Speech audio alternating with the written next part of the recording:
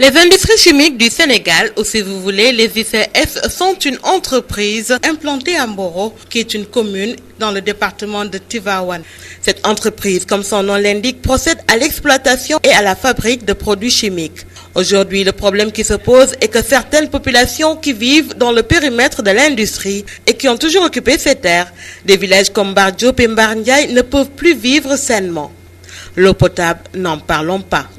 Les habitants qui tombent malades sont obligés de parcourir plusieurs kilomètres pour atteindre la commune et se faire soigner faute d'infrastructures sanitaires dans leur village, ce qu'ils déplorent. Il y a plus d'une vingtaine de villages qui sont déguerpis. Mais actuellement, nous sommes avec Mbarndiaï qui est en train d'être déguerpi. On leur a payé quelques tranches, il leur reste une tranche qu'on ne leur a pas encore donnée. Et depuis 2 à 3 jours, on leur a coupé l'eau parce que les populations n'ont pas payé l'eau. Puisque elles aussi, l'argent qu'elles devaient recevoir des ICS qu'elles n'ont pas reçu, c'est pour cela qu'elles ne peuvent pas payer l'eau. Cela va ralentir les travaux et les ICS leur ont fixé des délais pour quitter. Donc voyez ce que cela fait. Donc c'est des difficultés toujours que nous vivons avec les ICS. À cela s'ajoute maintenant ce qu'on appelle la perte des terres. Vraiment, parce que vous le constaterez avec moi, un paysan qui est là, qui n'avait que sa terre pour cultiver, qui ne connaît que la terre, on le dédommage, certes à hauteur de millions, mais on le reclasse ailleurs où il n'a que ses 20 mètres sur 20, c'est-à-dire ses 400 mètres carrés où loger. Il n'a plus où aller cultiver, il n'a plus rien à faire. Alors vous voyez qu'il est plus ou moins appauvri pour l'éternité. Cette industrie qui a fini de détruire toutes leurs récoltes ne leur laisse à leur grande âme aucune terre cultivable. Alors que ces terres-là, nous l'avons hérité de nos ancêtres et nous pensons que cette génération-là qui devra venir aussi, nous devrions laisser un legs pour cette génération future. Et demain, cette génération-là, que dira-t-elle que nos aïeux ont vraiment bazardé notre héritage? Et voilà donc là où nous en sommes.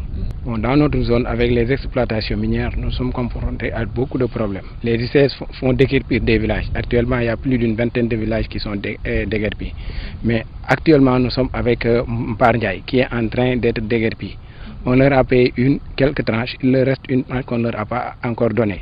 Et depuis 2 à 3 jours, on leur a coupé l'eau parce que les populations n'ont pas payé l'eau. Puisque elles aussi, l'argent qu'elles devaient recevoir des ICS qu'elles n'ont pas reçu, c'est pour cela qu'elles ne peuvent pas payer l'eau. Cela va ralentir les travaux et les ICS leur ont fixé des délais pour quitter. Donc voyez ce que cela fait. Donc c'est des difficultés toujours que nous vivons avec les ICS.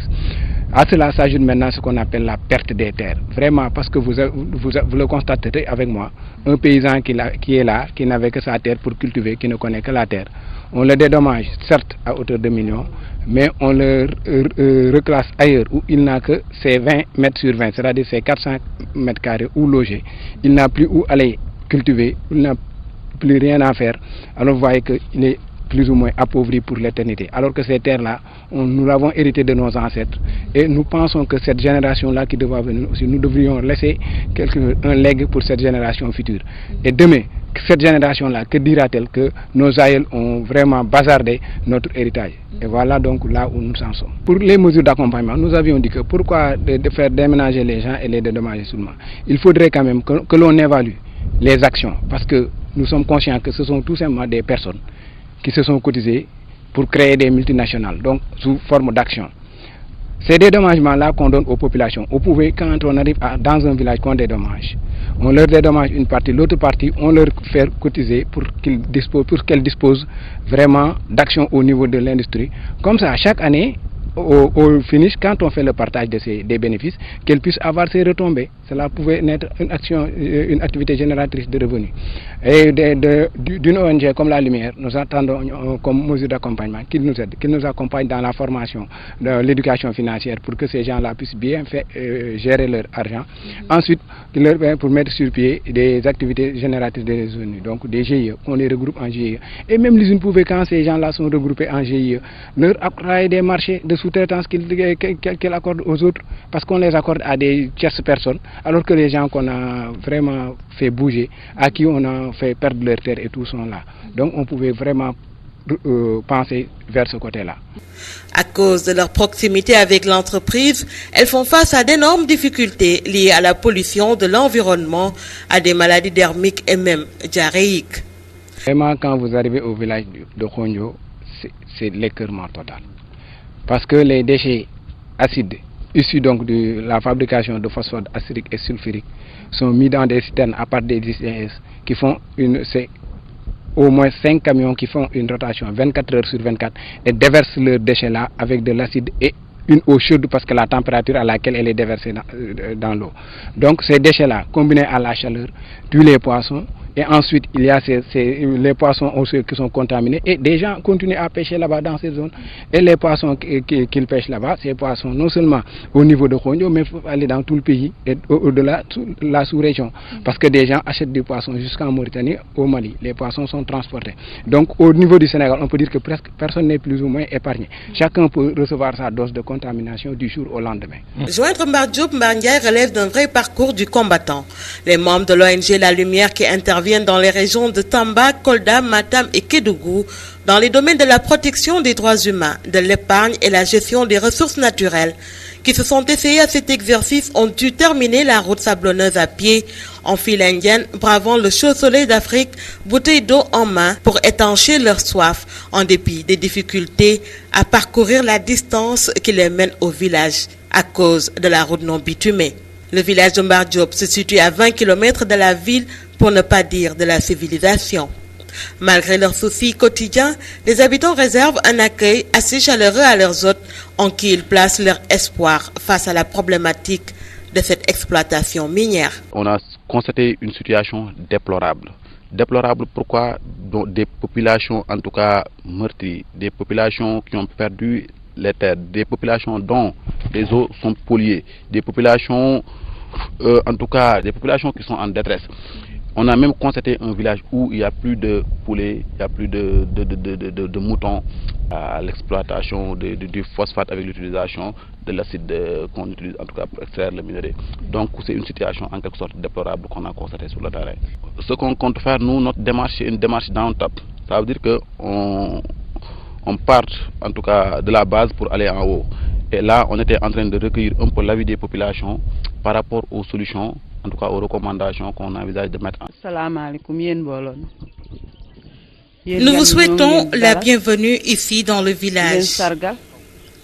Parce que nous savons que si vous êtes là, c'est pour pouvoir nous tirer de cette situation que nous vivons avec les ICS. Cette industrie nous a détruits. Elle nous empêche de vivre convenablement. Nous vivons perpétuellement dans des difficultés à cause d'elle. Jour et nuit, nous cherchons des personnes qui peuvent bien nous aider face à cette situation. Nous ne pouvons pas vivre sans argent et nos enfants également ne peuvent pas travailler dans cette industrie pour aider la famille. Les responsables des ICS veulent que nous déguerpissions, mais nous ne pouvons pas bouger et aller dans ce site qu'ils nous ont choisi parce que nous n'avons rien à faire là-bas et aucune occupation. Ce sera très difficile pour nous de vivre là-bas parce que nous n'avons pas d'argent et nous n'avons rien à manger. Nous sollicitons vraiment votre aide pour pouvoir trouver une solution. Vous voyez nos hommes, ils ne travaillent également pas.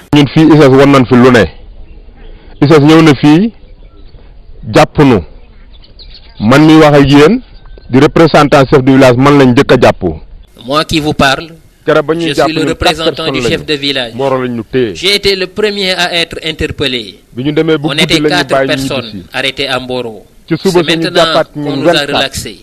Le lendemain, ils ont procédé à l'arrestation de 24 autres personnes à Mboro.